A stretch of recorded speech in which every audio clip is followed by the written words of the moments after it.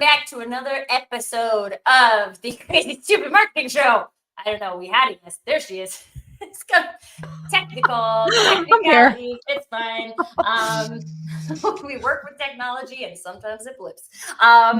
Welcome to the Crazy Stupid Marketing Show, the show where we talk about all of the crazy stupid stuff people do in marketing and how we can not do that. And do things that are not crazy and not stupid, but actually that maybe we would like to do. And very importantly, things that work and provide value and provide ROI, because there's a lot of marketing stuff that does. But today, folks, I'm very excited. This is our 25th episode. Yay, congratulations. I can't believe it. I was counting. I was like, wow, that is 25th anniversary of shows, as it were. And so we're going to talk about something a little bit different today. So while normally we'll be talking about crazy, stupid things people are doing and some more foundational things that we can talk about that will be helpful, today we are celebrating women in marketing. And as you can see, you have two women in marketing with you for the conversation. Hopefully there are more of you that are in the audience. If you are in the audience and you're watching live, please share a little post, make a comment on there to let us know that you're here. Because for those of you who do not see my post about this, marketing is a little bit interesting. And whereas there is still a pretty substantial gender gap in a lot of industries, marketing actually has 53% of the top 100 advertisers in the US have female CEOs or female CMOs, excuse me. And on average, female CMOs actually make a fairly significant amount more than our male counterparts. So we're going to just go on an exploration of that today and why marketing tends to be in alignment with maybe our female way of being, how we continue to drive those kind of results in the marketing arena. And I'm so excited to have my friend Nicole here with me today, because not only is Nicole a marketer, but also she's super invested in women making waves, doing their thing, and leading the charge in their own career. So before we get into the conversation today, Nicole, would you like to tell everyone who maybe doesn't know you as well as I do a little bit about yourself and why this is a topic that you're super passionate about? Oh, yes, absolutely. First, thanks for having me on, Tracy. I've been so excited to come on your show all week, because I'm like, every time I have a conversation with you, it's so fun. You're just such a light. And every time I get off a conversation with you, I'm just inspired and motivated. So anyway, yes, I am the founder of DMG Digital, and we provide content marketing support for primarily manufacturers, which is very male dominated industry. And love it. Love doing that kind of work. We also help and do e-commerce readiness support. And so that's kind of what we do. I also am a public speaker. I'm going to be in London next week giving a talk, and I'm super jazzed and excited about that. I'll be talking all about digital transformation. And this is a topic near and dear to my heart. I love women and I love marketing. So let's do it. This is going to be awesome. Let's do it. And again, we have Krista joining us. Hallelujah. Welcome to the show. And if you are also watching live, please don't be afraid to get into the comments, because while this might look like a show where two people are having a conversation, this is an opportunity for all of us to have a conversation. And if you are here joining us and you have questions that you have, or you have insights and experiences that you have had personally that you would like to share, we would love to hear them, because it's just going to make the conversation even richer. So please share your voice. It's something I'm very passionate about. So Nicole, I actually kind of want to start, because one of the things that made me think about this topic was that I was actually on your new podcast. Yes. And one of the things you asked me to do was to pick a woman from history that I identified with and wanted to celebrate. And then we had a conversation about that. And I picked Roberta Bondar, who was the first Canadian female astronaut. And so for those of you who know me, I'm Canadian. I also went to space camp when I was 13, and space is something that I'm very passionate about. And it was a really interesting exercise for me, because when I was going through that, there wasn't actually a lot of people who jumped out at me as who Right. are my female inspirations? And it was Yeah. interesting because then when I looked at the data about marketing and like how like so many of the CMOs are women and we're actually getting paid more, I was like, how come we don't know? How come I don't know them? Like who are these people? I don't have the opportunity to like look up to them. What about these young girls, people in university who are just getting into Yeah. marketing? So I just love to start the conversation there. And in terms of like awareness isn't the right word, but like exposure. Like how Yeah. would you say we could get more exposure for these Yeah. who have these roles? Such a great question. And I think what I found fascinating about what you shared about the percentage of women that are in marketing is that it is, it is predominantly women. But I think about the people, the leaders in marketing that I know about, that I hear about, that are taking up space on LinkedIn and it's predominantly male voices. Mhm. So even though there's maybe a larger proportion of women that are in these roles, you don't hear from them as much. I Oh, mean, it's I like was thinking I like actually made a list of all the people in marketing that are people I look up to. Probably 85% of them were men. mhm, 85%. And I think to myself, there are so many women in these positions. So I would say as women, we have to take up space and not be afraid to take up space. I had a wonderful conversation with my dear friend Nicole yesterday, another Nicole, two Nicoles, and she's also in marketing. And she was sharing that she was writing a LinkedIn post. And as she was writing her LinkedIn post, the first thing that came into her mind was, I'm talking too much about myself. mm, Isn't that interesting that as women, that's what we think about? We're so concerned that we're taking up too much space or we're making it about us when men do not think that way. They don't. They just take up the space.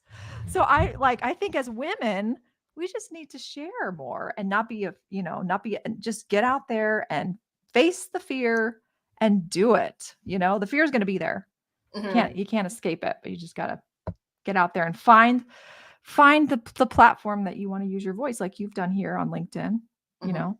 So, Yeah. anyway, I think that's what I that's think about. interesting too because like this morning I had like really great friend of mine write this beautiful recommendation for me on a line tool. Mm, And yeah. I read it and I was just like, this is so meaningful to me. And Yeah. normally I'm not really like a testimonials type of girl, right? Like from a marketing or posting perspective, it's not like I have a plan. It's not included in my calendar to like post client testimonials. But I was like, I need to share this because this is why I do what I do, Mm, right? It was talking yeah. about how I see the uniqueness in people and I help you Mm, turn it on and see it in yourself and then decide what you want to do with that, right? Like, you want to start a business? Cool. You want to be a mm, leader? Cool. You want to be a stay at home mom? Cool. I don't make that decision. That's your life. You decide yeah. what's important to you. But I have so many men in my network who just like to post their testimonials, right? And I'm thinking about like the mental calories I spent on posting it. It's like, should I post this? Like, this isn't like, I don't want it. Like, I'm not here to make this about me, right? I'm here to like give people good advice and be helpful and all these things. And I do think I think that's one of the reasons why we don't hear enough female voices. I also think that there is like, especially when you get to like CMO level, there's a lot of hard work that goes into that. And there's a lot of time and there's a lot of effort and there's a lot of the word I'm going to use is protection, right? It's almost like we're trying to create this external brand for ourselves so that we can survive in a corporate work environment. And there's a lot of Mm, energy that goes into that. So when you're spending your energy on that, you don't necessarily have the energy just yeah. floating around to have a conversation on LinkedIn or be a guest on a podcast. And I know a lot from marketing's perspective too, because I had this experience as a marketing vice president, was that this isn't about my voice, right? This is about the company. I'm in marketing. My job is to promote the brand. My job isn't to promote myself.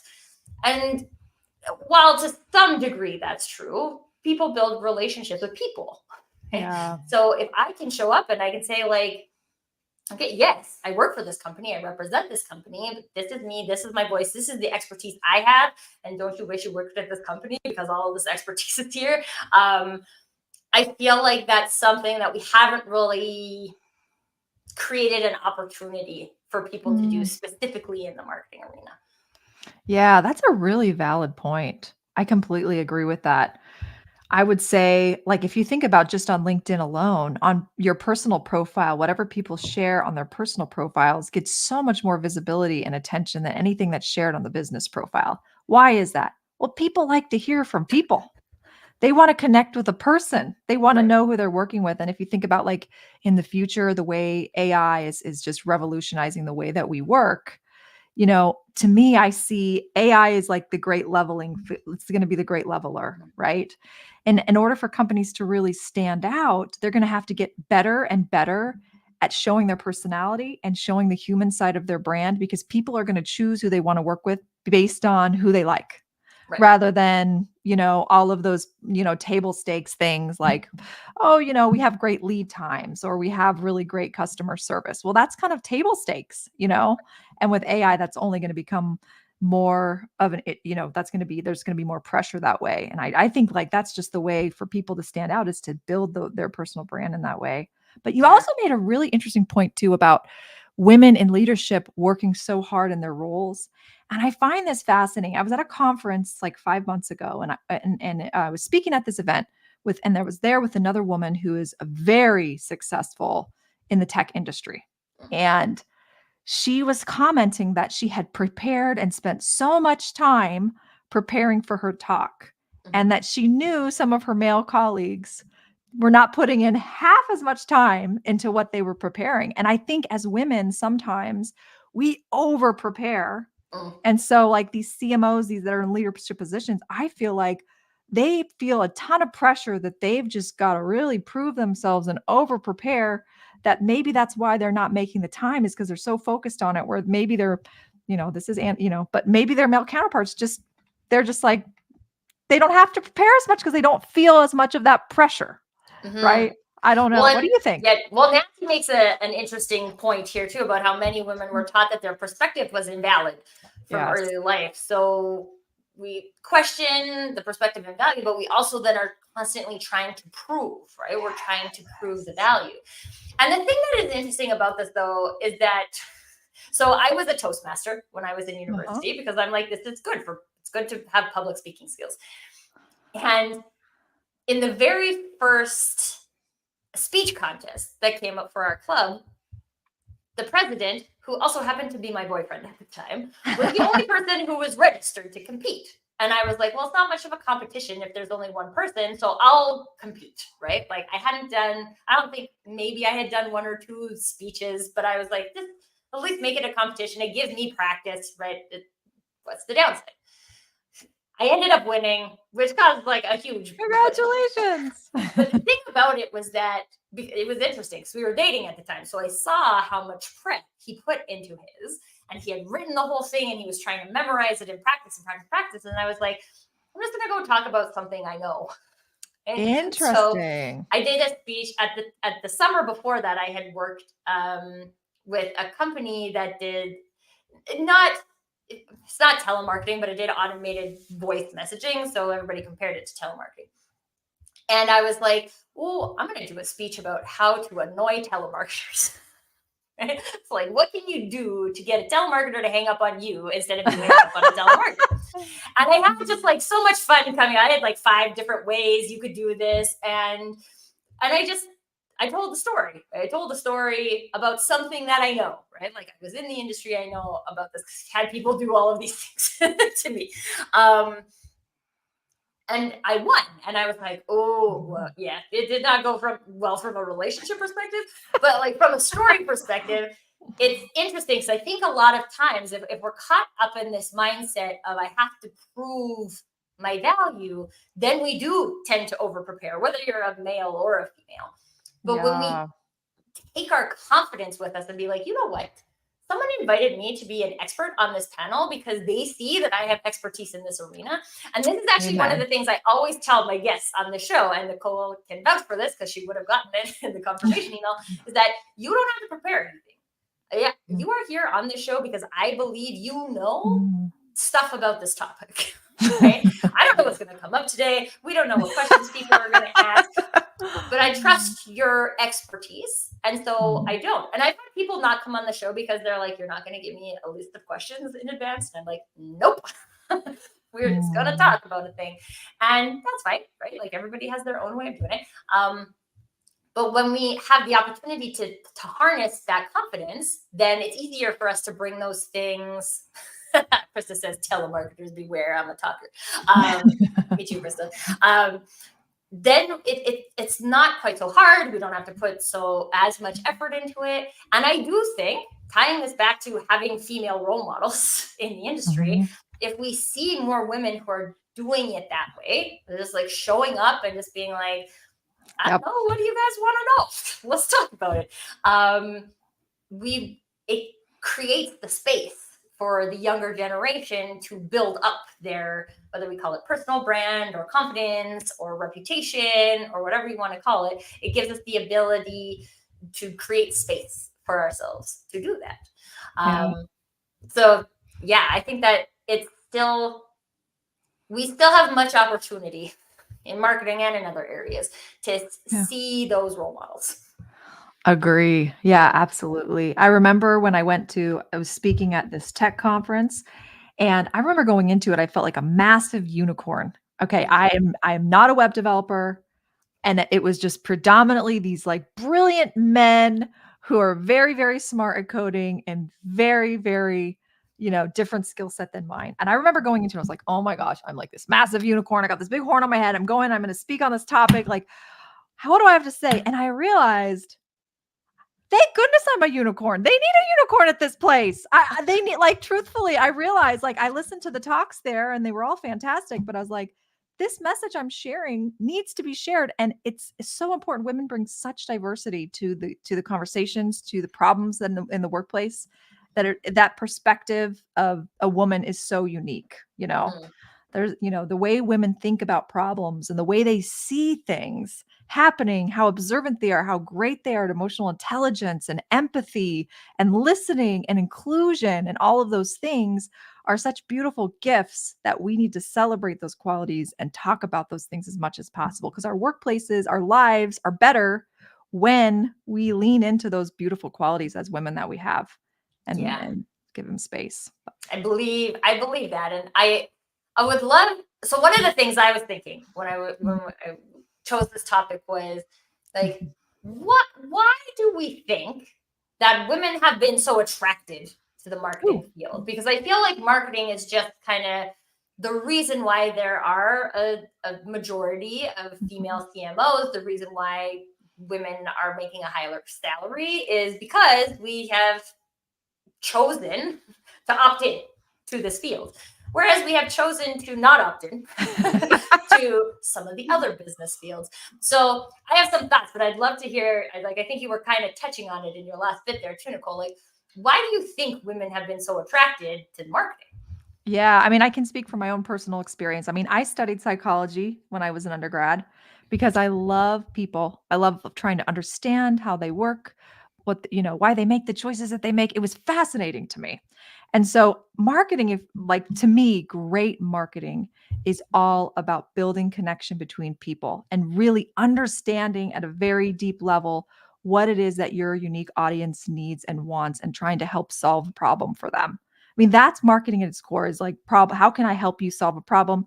How can I connect with you so that, it's not and so I think that is at least what attracted me to the industry, was just like, it's the people part of it. It's the idea that we're going to help these make their lives better, easier, more joyful, more meaningful by creating and sharing these products with them or these services with them that they don't even know about that can help them.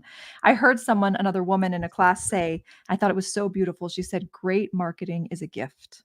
Great marketing is a gift. And so much, I think we get like this bad, marketing can get a little bit of a bad rap. There's a lot of bad marketing. That's why we have the crazy, stupid marketing shows. Yes. But great marketing is like a gift. And the way that it becomes a gift is when you really are able to tune in and tap into and understand your audience.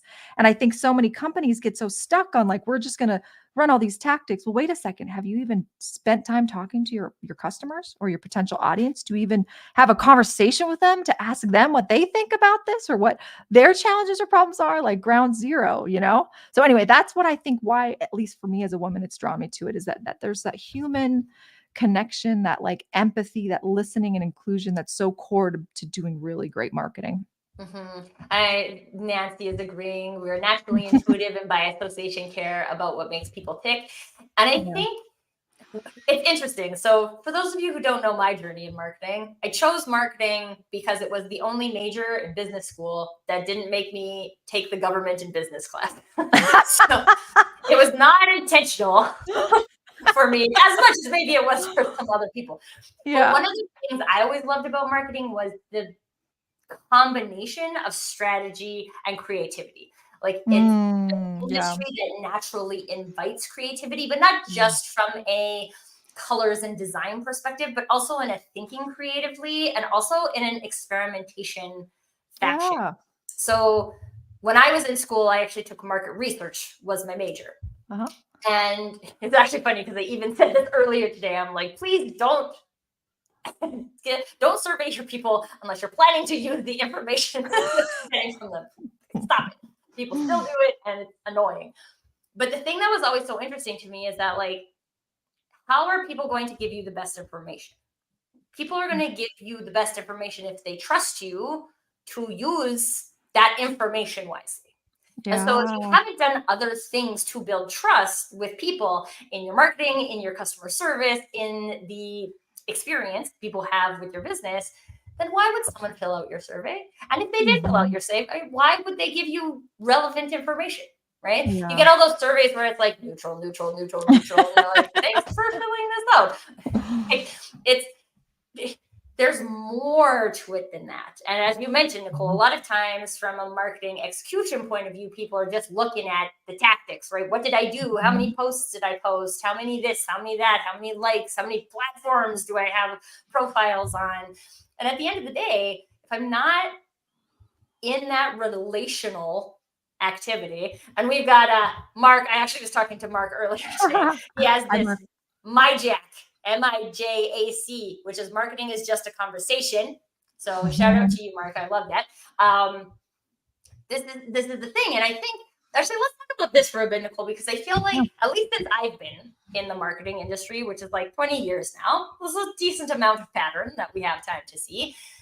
I feel like what you talked about and having that conversation and creating the connection between humans, the more technology we have and the more outsourcing, the like farther and farther a marketing department is getting away from the consumer. So I'd love to know, like, have you also been seeing that, and what are some of the reasons you think that's happening? I think you've hit the nail on the head. I think having actual real conversations with your customers and doing that qualitative one-on-one conversations is such great information. Simply asking them, what words would you use to describe our company? And simple as that. But I think you're absolutely right. Like with technology creating a barrier there to really connecting. And I heard from, I went to a conference, a marketing conference with the amazing Mark Schaefer in April, a couple months ago. And he had Ed Keller on, who is basically the father of word of mouth marketing. Hmm. And I think what's happening now is we're going to see, and we're already starting to see this transition of like a back to basics kind of marketing approach because the digital marketing world is so overly saturated and AI is only going to make it easier to just put out derivative crap. So I think Ed Keller was sharing some statistics in this conference about how prevalent word of mouth marketing is. You don't you over This is like the most important marketing channel there is how can you create such an amazing customer experience? How can you connect with your customers so well that they're going to recommend you to their friends offline? And it's just so fascinating to think the percentage of sales that happen directly from those like offline conversations that people have every day that Yeah.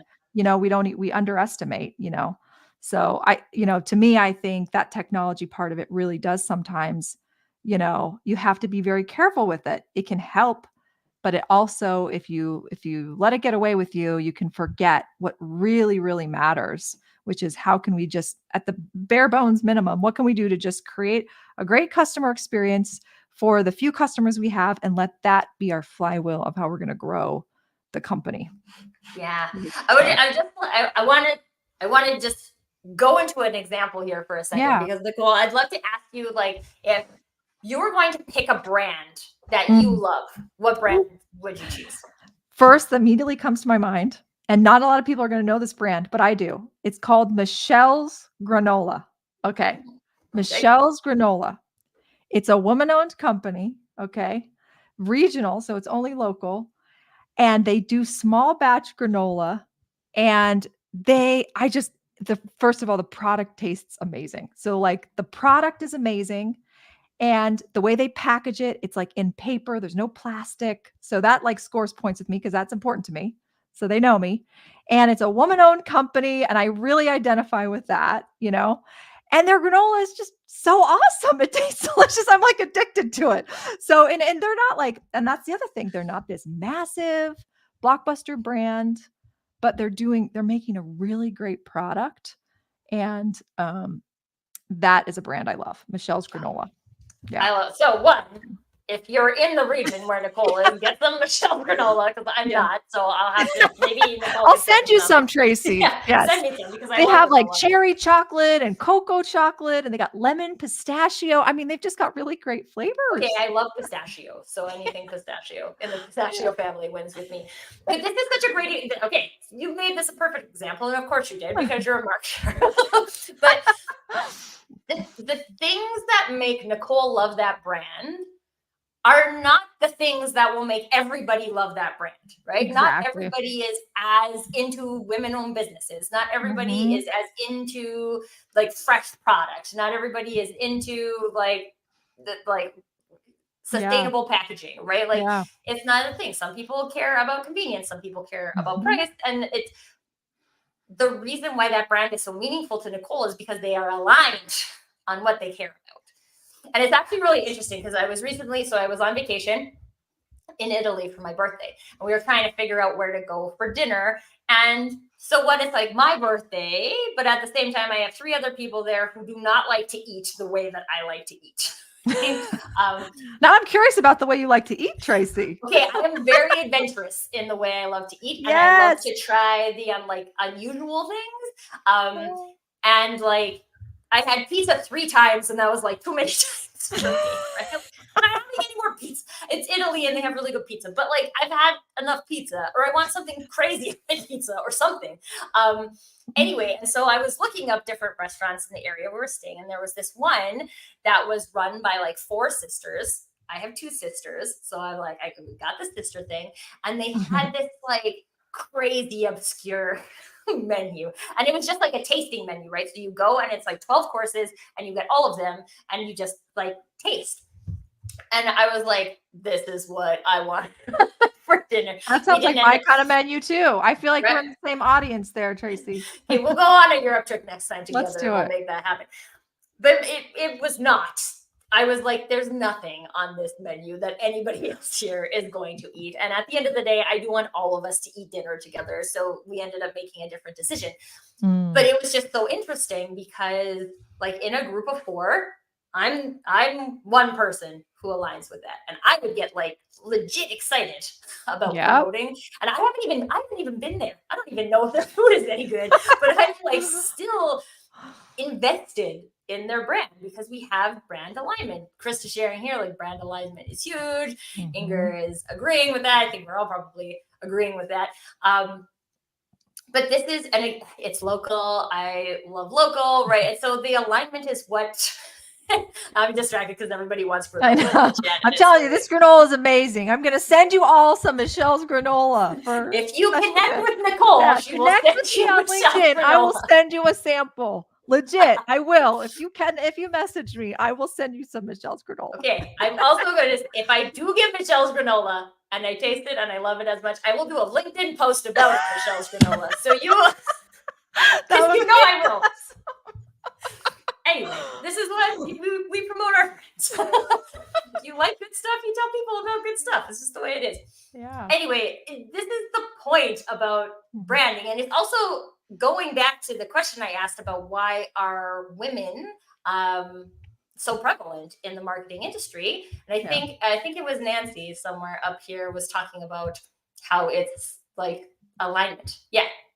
Okay, I read that one. We're naturally intuitive and associating Yeah. care. Like we're aligned with the industry, and I think that that is something that is interesting to look at in a like gender politics kind of conversation because I Yeah. do think well, I don't think there's as much difference. Like there's societal pressure is the word that's coming up for me, but I don't think that's quite the right word to say like this is what a good woman looks like, right? Versus like this is what a A good strong woman. man looks like. And I don't know how deeply we want to dive into gender politics today, but like it is interesting to look at this from the perspective of like, is this a natural alignment? Is it a societal programming alignment? Is that necessarily bad? Okay, like I know we want to talk about how we are creating equity and equality in these arenas, but at the end of the day, there are always going to be people who are well aligned to do specific jobs, and there's always going to be people who are not well aligned to Yeah. do specific jobs. Yeah, that's a really good point. Yeah. You gotta know what your strengths are and what you naturally gravitate towards. Mhm. Um, hmm, yeah, that's interesting. I mean, there's plenty of men that have a lot of empathy That's true. and, that really gravitate to that, and, I've worked with male marketers that are geared that way. Mhm. Um, but yeah, It's I don't actually know. funny because I would say in my like I've worked in sales, I've worked in Yeah, marketing, I have worked in telecommunications, I have worked in software, I have worked in retail, which is a little bit more female dominated. So kind of touched in a lot of those areas. And it is interesting to see like marketing attracts a specific type of person. So regardless of your gender, it is people who care more about like that people mhm, alignment, like how do we yeah, get into conversations, how to create meaning for people. And it, yeah, I don't know. It's not a question that I think there's actually an answer to, but these are the things I love to explore on this show is like we also don't want to necessarily be like, oh, well, women can do really well in marketing. So I'm a young woman in business school. So I should pick marketing because if I yeah, want to be successful as a female in business, then I should pick marketing because that's more likely. It's not necessarily more likely if you, as a human, are not aligned with the things that we do in the business. yes. It still really comes down to that alignment. Yeah, absolutely. Like, what lights you up? What kind of work do you just love to do? What makes you happy and just brings you this natural sense of joy and fulfillment, and you feel like you're able to leverage your own natural talents and skills? Wouldn't I it be mean, great some if they asked people you that in business school? I know, right? And I the mean, thing no one is asked like me that there's in business school. if you even think about the marketing field, there's the complexity and the amount of different roles that are available to people within marketing as a field has just only increased so It's true. much and will continue to.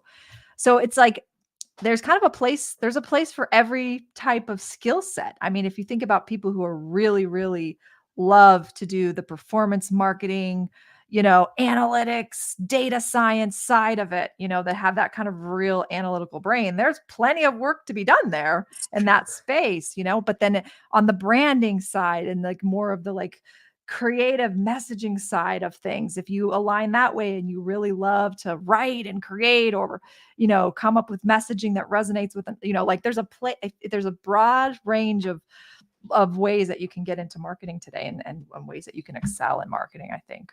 But Mhm. but I do think that women are really great as like collaborators and as leaders. I just read a study the other day that I think it was in Harvard Business Review that showed that women are actually more effective leaders. So, I think there's a lot of skills that women have that are underrepresented just because we just haven't had enough women in leadership to kind of bring more women up.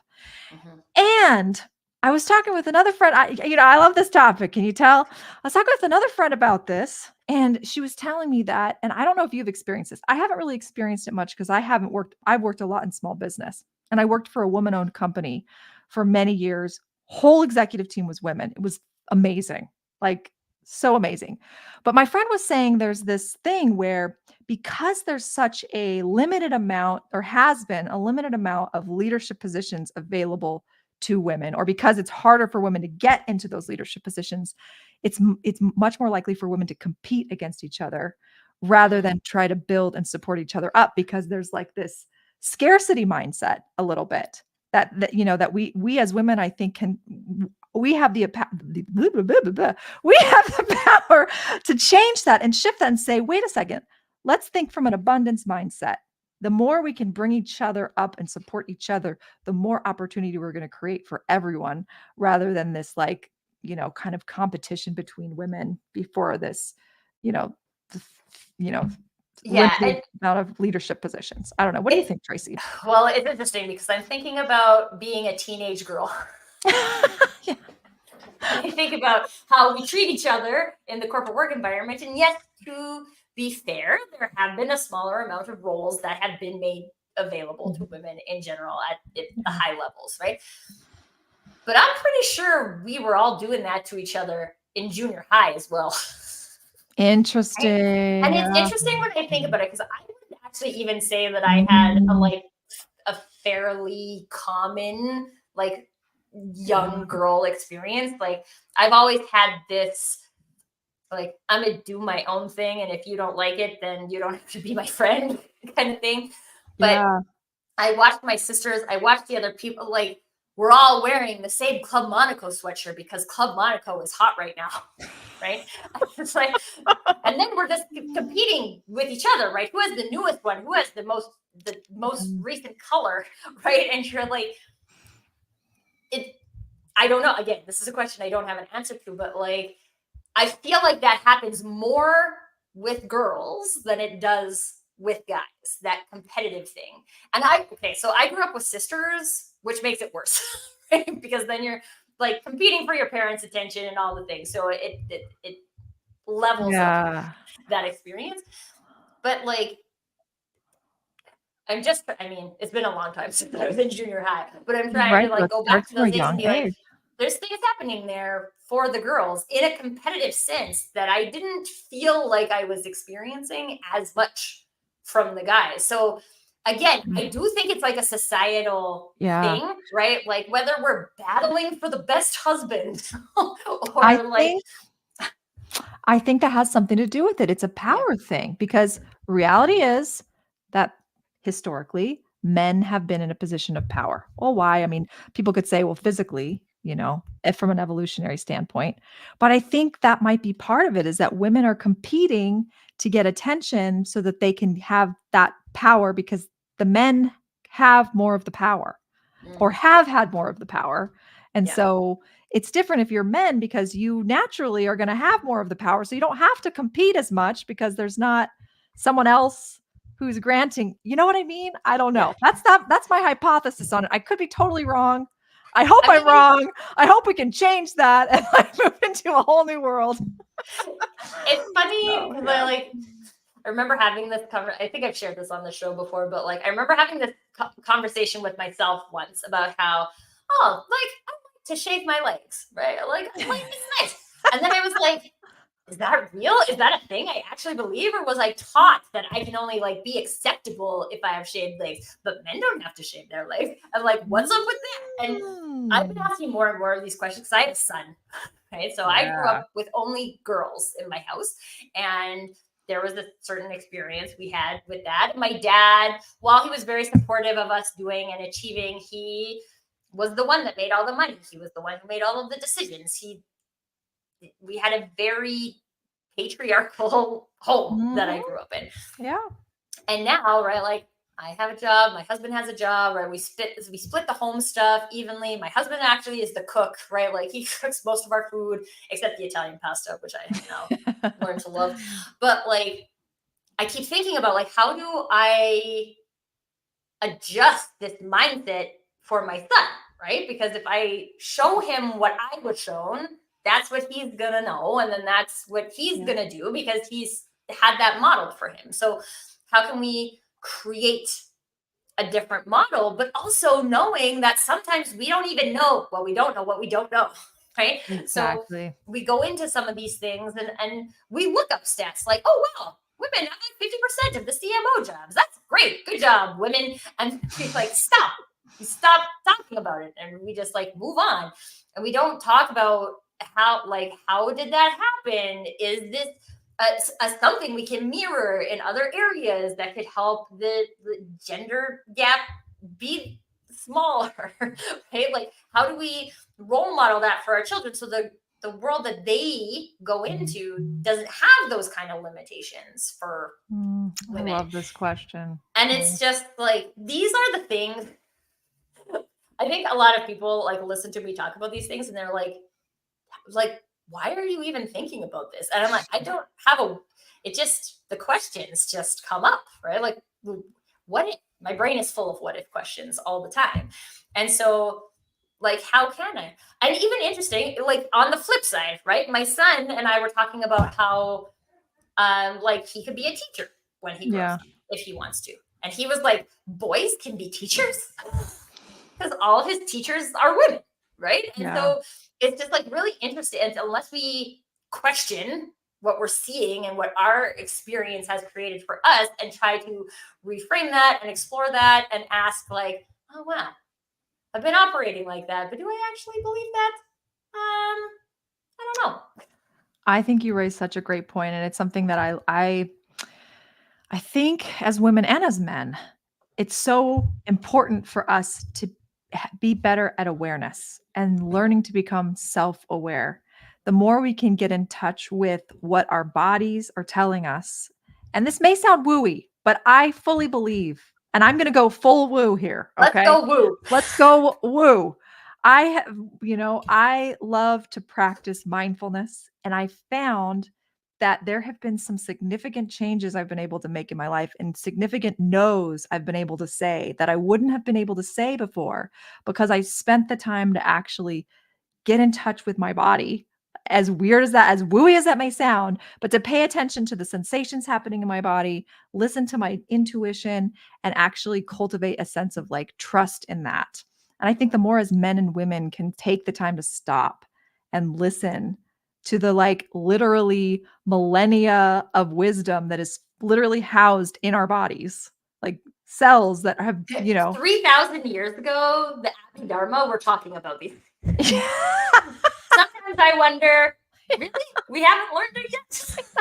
I know, yeah, like, but so the awareness, it's the awareness. And then the second part of that I think too is like I want my daughters to be able to see what's possible for them. I have two girls and you have a son, and I think your son, your husband is showing him what's possible and what a collaborative equal marriage and looks like. And I want to do the same for my daughters. The more they can see me in these, in a leadership position, leading in certain ways, then they're like, "Oh, I can do that." I mean, that's how it was for me when I worked for that woman-owned company. I saw this fierce female entrepreneur. I worked with her for almost a decade. And it was all women. And they built this beautiful, successful company. I was like, oh my gosh, if they can do it, why the heck can't I? Like you have to be able to see women in those positions. And the only way to do that is for more women to speak up. And even if you're a woman and you're not in a leadership position yet, you are still a leader. Speak up wherever you are so that other people see you in that way. And that's leadership. It's not actually holding the title, it's actually choosing to lead wherever you're at. Yeah, I think this is so true. And it's the reason I started this show, right? Because I was like, I have thoughts that might be helpful. So I'm going to come up and share them with people. Yeah. And if people don't like them, they don't follow the show. And I'm not saying the only way to share your voice is to have a LinkedIn Live YouTube show. But there are so many opportunities. One of the things that I've actually found really interesting for me is that there's people who want to listen. There's people who want to help. There's people who have been thinking the things that you're thinking for years, and they've been thinking that Yeah. they are the only ones thinking it. And as soon Yeah. as you show up and you say it, all of a sudden people are like, oh, I'm not the only one who thinks that. We That's a have good point. something in common, right? And now Yeah.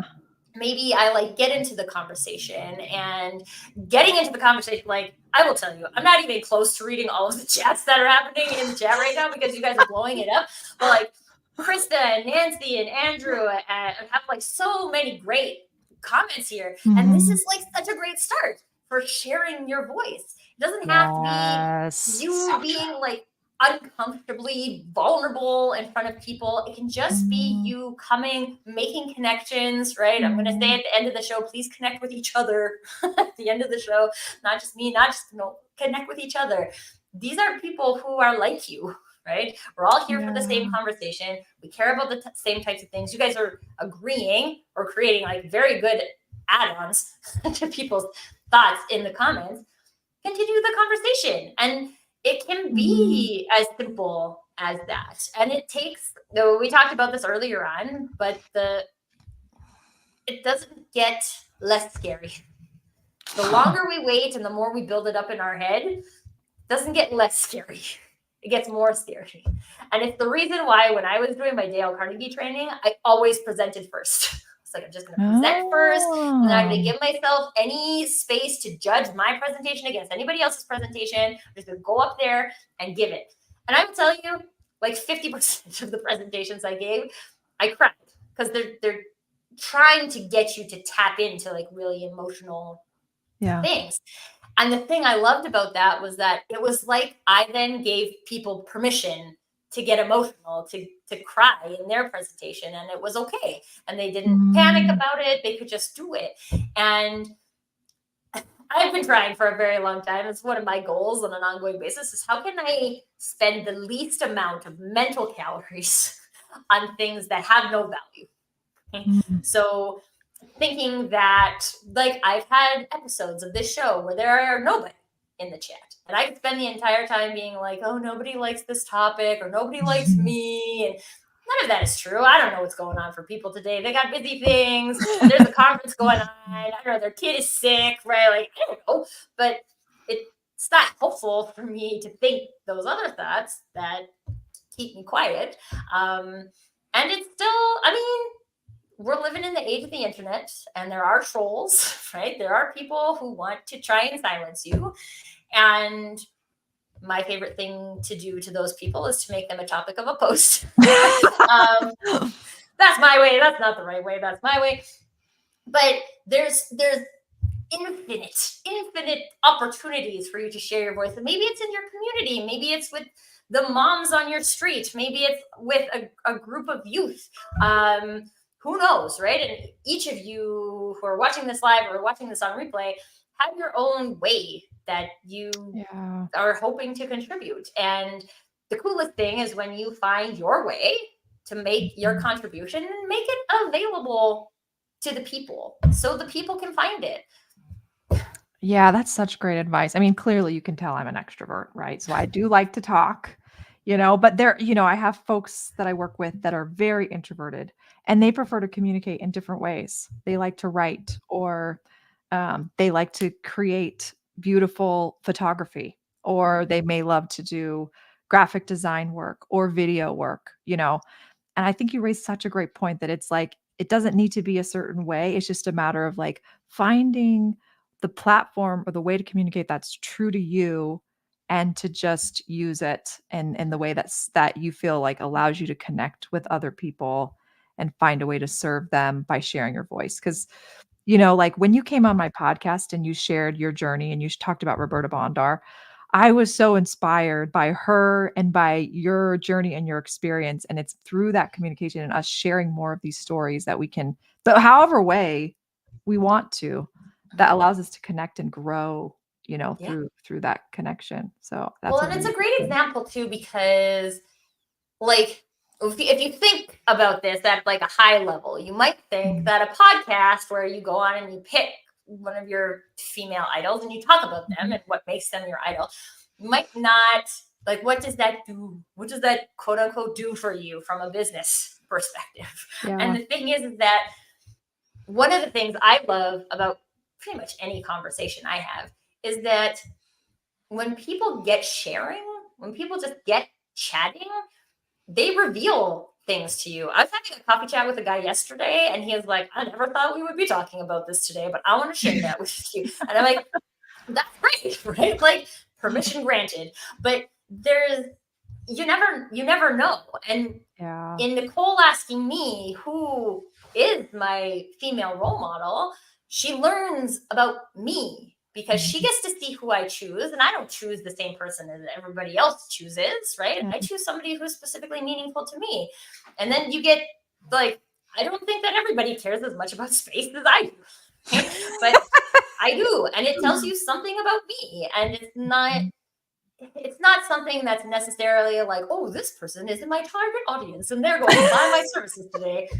But it allows us to build that relationship. And if we go back to it, oh, Krista, I love you said this because I say this all the time. Sharing Sharing is is caring. And caring. it might sound cheesy, but this is the point, right? We share not because we're trying to be egotistical about it. We share because there's things that we have been through, there's things that we have Mhm. learned that can add value to people.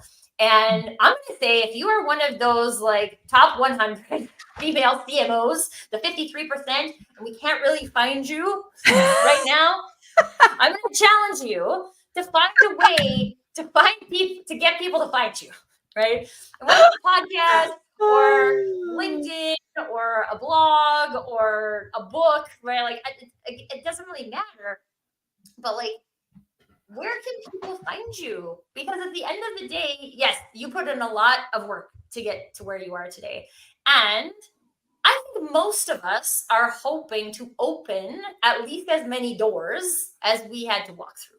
So if I Mm. can make it possible that one more female marketer is more successful in her life because I came and I shared my story and I talked about, like, one of the things I really love, I Mm. read an article, I think it was Forbes as well, that had done an article on female CEOs, and that like 97% of them played team sports growing up. And I was like, yes, I played team sports. Interesting. That means Yeah. too, right? It's like I could be a female CEO. But like, when we have these types of conversations, it also shows like, when I was a kid, it was still, most girls went into dance. They didn't go into Mm. sports. And I went into sports because I couldn't dance. Um, Not because I couldn't dance, but I had ligament problems in my knees, and the doctor said, "Don't dance; it's not good for your legs." Oh. And so I went into sports, and I played baseball and basketball, and I ran cross country, and I did like a whole bunch of things. And I was like, successful at some of them, and less successful at other ones. But there's skills that you learn playing team sports that you don't get in dance, because dance, like the whole other girl stuff, very competitive, right? It's like a solo one-on-one competitive thing. And so when we segment girls into that kind of future from the time they're 3 years old, well, then what do we expect to happen? Interesting. Yeah. You make such a good point. I mean, you've mentioned this too earlier in the episode that it's like how we're conditioned at young ages that kind Mhm. of shows itself as we get older. This conditioning that we have, and I just knocked something off my desk, so thankfully It's fine. it's okay. And we can't change. Like, I live in a small town. Yeah. My son was in dance class, and he was the only boy in the dance school. Wow. Not the dance class, the dance school. Boys don't Wow. dance in the country in They don't do Canada. gymnastics either. My daughter's in gymnastics, and there's like 2 boys in the whole thing. So yeah, we could rant on that probably for a long time. And flip flop on sports, right? Like, most of the sports teams are still male dominated, and otherwise you're playing on like a softball team instead of a fastball team because girls don't play fastball. Well, this is dumb, right? Like, who's this? And I'm the type of person who tries to go and just like do what I want. But we can't always change everybody's experience from that 3-year-old Yeah. girl. But when we show up and we share our voices, we give people the opportunity to start looking for that awareness now and see, like, how is that still holding you back? How is that still holding society back? How is that holding your organization that you work for back. I don't know, it's holding lots of things back. But when we share our story, it gives people that opportunity to check their own thoughts and say, what am I thinking about this? And is what I'm thinking about this actually helpful for me getting to where I'm going? Or is it actually stopping me from getting to where Mhm. I'm going? And I think that's just a wonderful gift that anybody can give, is the permission for people to reassess where they're at and how to get there. Yeah, I love that. That's really true. And I was just thinking about what you were sharing, and I lost my train of thought. I hate it when that happens. I should have written it down. Oh, I remember. I got it. It's the CMOs. I remembered. I mean, just think about how much experience that they have. And I think sometimes what happens is that as women, we don't think that our experiences, our stories are special or unique or valuable. We sometimes diminish them and think, oh, why would anyone else care to know about this? It's not really that big of a deal, you know? My story's not that interesting, or but the stories that these CMOs or anyone out there, even if you're not a CMO, everyone's story is unique to them, their own lived experience, their own unique wisdom. Nobody else has your stories. No Mhm. one. And there's some people out there that can benefit from the unique stories that you have that you don't even realize, So I would Yeah. just, echo that, like, these CMOs have amazing stories and we want to hear them. We want to know them.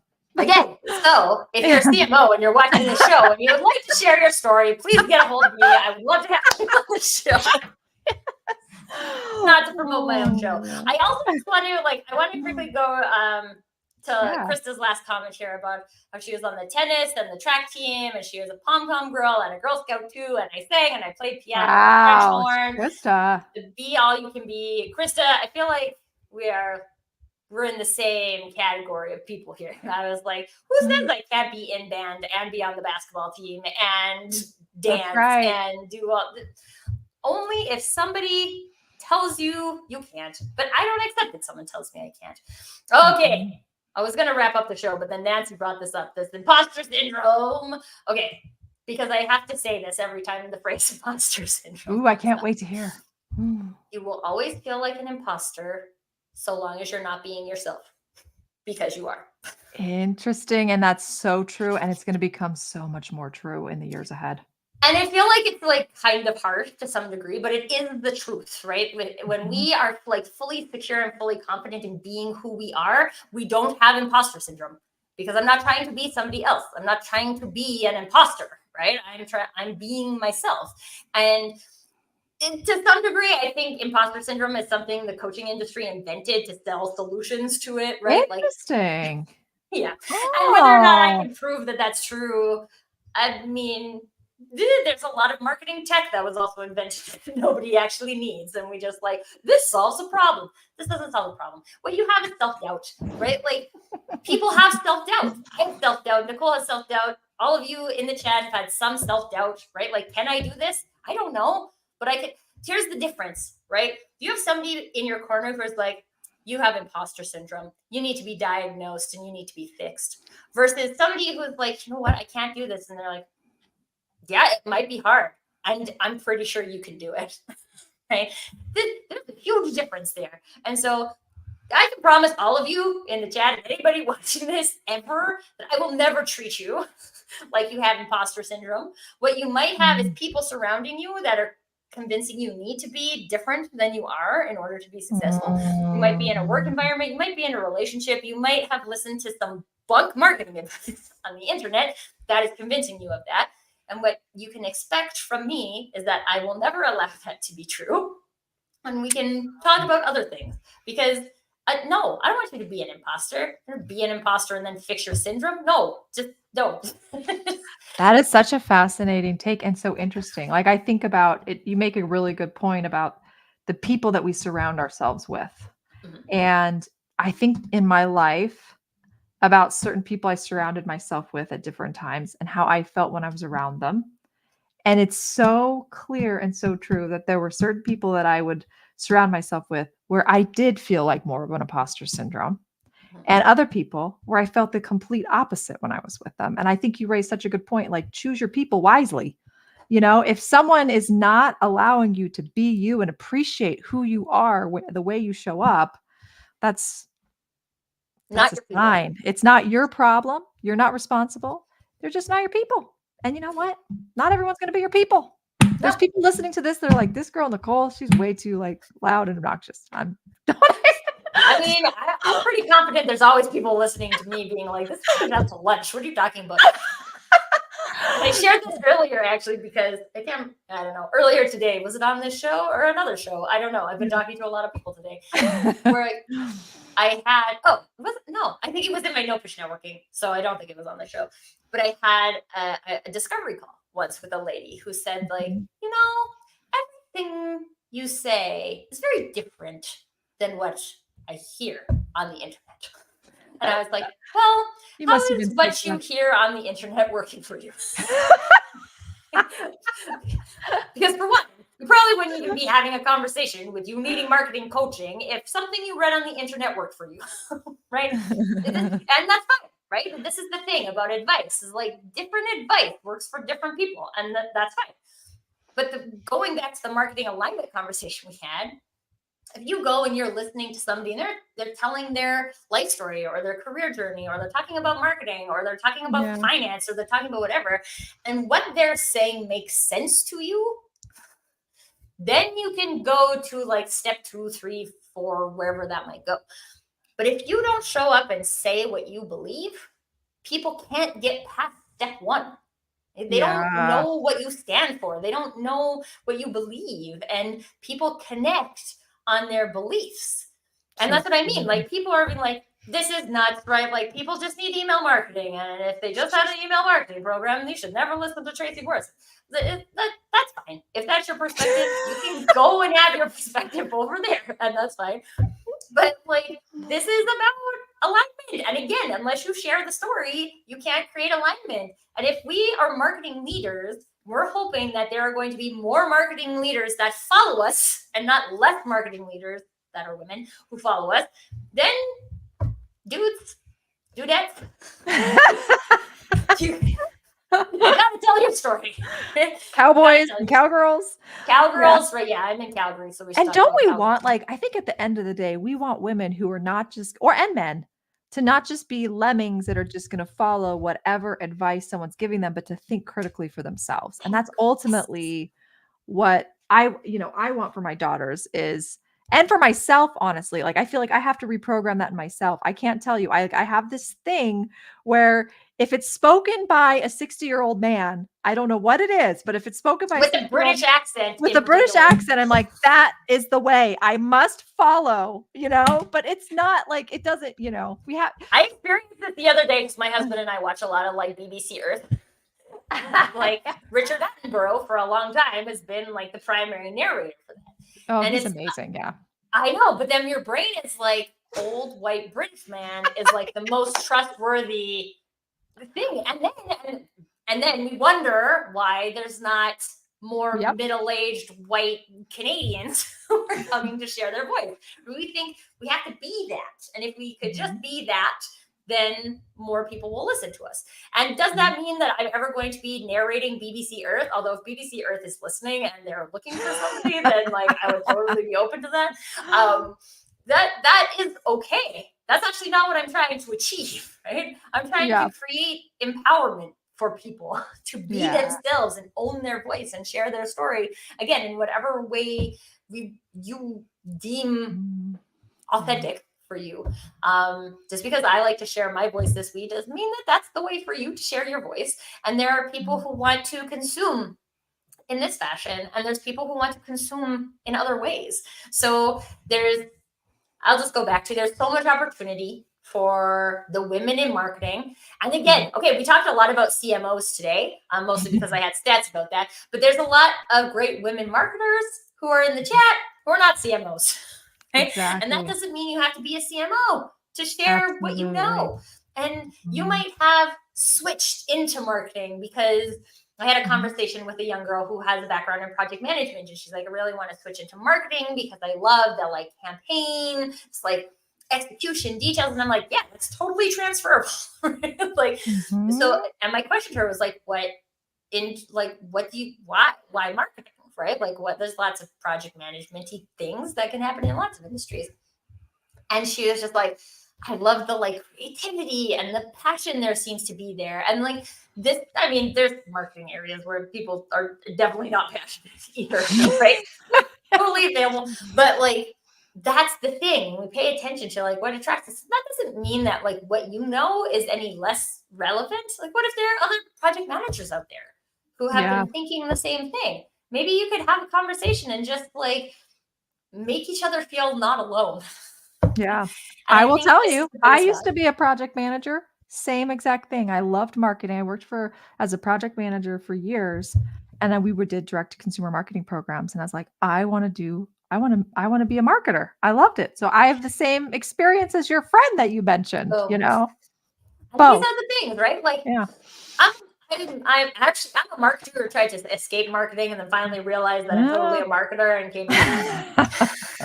But because I couldn't find my place that I fit, and I have my own journey with that. But there's no right or wrong journey, right? And Mhm. we need strategic marketing leaders, and we need Mhm. copywriters, and we need the graphic designers, and we need all of these people, the data analysts, to Mhm. make all of this work together.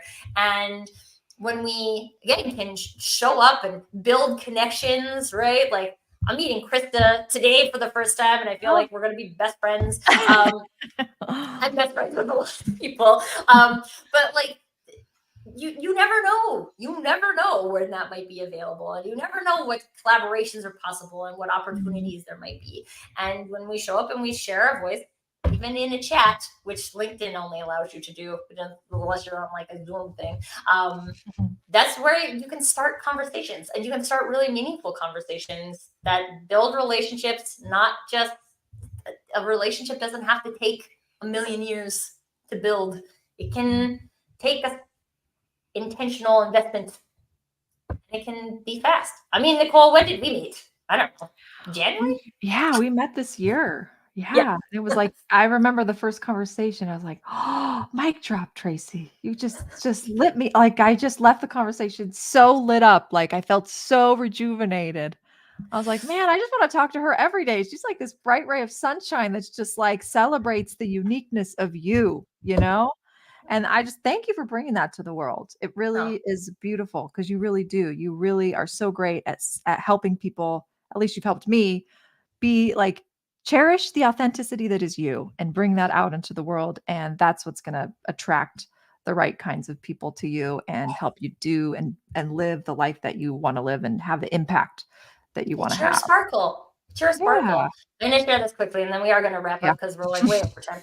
But I remember I was in a like personal relationship at one point, and I remember my boss saying to Mhm. me that I sparkled less when we were Mhm. together. And I was like, "Ooh, I'm not fine with that." Interesting. Right? Yeah. I am not fine. And in that moment, Did they say that as a compliment? to be honest, we were talking about another like coworker of ours and Yeah. her husband, and like every time they went somewhere together, they just looked like they were sparkly, right? Like they would glow. Mm. Um, and yeah, I mean, she was kind of brash, but I think she had the best intentions. Yeah, And I yeah, took it yeah, with like the best intentions. But what I realized yeah. is that up to that point, I had never focused on surrounding Mhm. myself with people who let me sparkle. Mm. And then I was like, wow, am I actively, not like actively, but unintentionally attracting people who don't let me sparkle? And I was making myself small. And Isn't quite that honestly, it's been interesting? like a 7 year work in progress to get to this point. But Mm. it was that moment where I was like, I'm not fine with that, right? Like, I'm not fine with that from a Yeah. business perspective. I'm not fine with it from a personal relationship perspective. I'm not fine with it from a community perspective.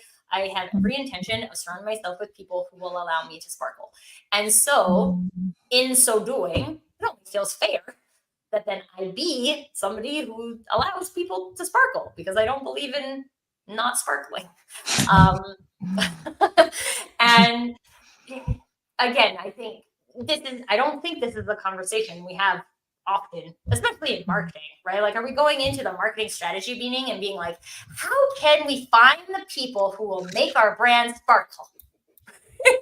I mean, quite honestly, I would love to be in that conversation. Wouldn't it? Yeah. And then Chris is like, I'm glad you sparkle, Chris. They go with sparkle. Yes. I'm like, so the more sparkle, the better. But it's an interesting thing to look at. And even if so, I would say this too: if you're in a marketing role, if you're watching this show today, because either you are a senior leader in marketing, or you're someone who wants to be a senior leader or a thought leader in marketing, and you're thinking about, okay, well, who might I want to talk to? Who might I want to start these conversations with? Who makes you sparkle? There are Oh, that's people a in your beautiful life that question. make you sparkle, and there's people in your life that don't. Right? Mm, So so pay attention true. to the difference between those people. Go Mm, find the sparkle people first, because that is where you're going to be able to build your confidence to be like, oh yeah, okay, mm. I have something to say that people care about. And Such good great advice. first step. Okay, Nicole, I could talk to you all day, and at some point I have to go pick Nicholas up from school. So, Nicole, for people who are intrigued by this conversation today, where is the best place for them to find you? You can find me on LinkedIn. I'd love to connect with you. I loved all the comments, reading them. I couldn't respond to them, but yes, I would love to connect with you. You can find me on LinkedIn. And my podcast is going to be launching next quarter. So in July, in a month, it's called Hello Moxie. And so I can't wait. Tracy is going to be one of the first guests on the show. So fun. So you can hear Tracy on the show. I will let you all know on LinkedIn when it goes live. So Awesome. thank you for having me, And Tracy. if you are watching in the audience and you have Moxie, then you might want to talk to Nicole, because maybe you could be on her podcast too. Yes, We'll I all just would love interview that. each other. I would love that. I'm looking for some amazing guests to come on and tell me about the women who've inspired them. So thank you. Yes. Ah, my pleasure, my friend. And it's always so Mhm, great to be in conversation with you. I know you say I mhm, bring the energy, but I bring the energy because I talk to people who energize me. mm, So thank you for being one of those. mm. Krista said she found you already. Yes, Oh, Nicole yay. happens to be tagged in the post related to this show, so you can just click on her name, and she's very easy to find. Yeah, But also, I mentioned earlier, connect with each other. Right? You guys yeah. have kind of connected already. You've been in conversation in the chat. Don't let that be the last time you're in conversation. Connect with those people, have a conversation, create your own conversations. Invite me, invite Nicole if you're creating your own conversations. We would love to come and check them out. Mhm, And I would love, if you haven't seen the show before, the Crazy Stupid Marketing Show is about having the conversations in marketing that people don't have. Right. And so if there's a conversation that you want to have about marketing that you don't see other people having, please let's connect. Let's get you on the calendar. I would love to have more of these diverse conversations that allow people to say, yeah, what's my perspective on that? And make them use their brain. With that, we will close for today. So thank you again, Nicole. Thank you to Krista. And who do we have? We had Moose and Andrew and Inger and Mark and Nancy and Krista all over the chat. Thank you guys so Thank much you. for your contributions. They made the show what it was today. Nicole, always a pleasure, my friend. Mm, And until love you, next girl. time, permission See to ya. do you, everybody. Bye bye.